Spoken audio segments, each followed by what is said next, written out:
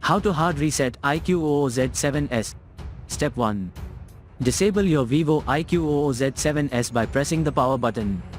Step 2. Next, simultaneously press and hold the power key and the volume up key. Step 3. Use the volume up button to select an option and the power button to confirm.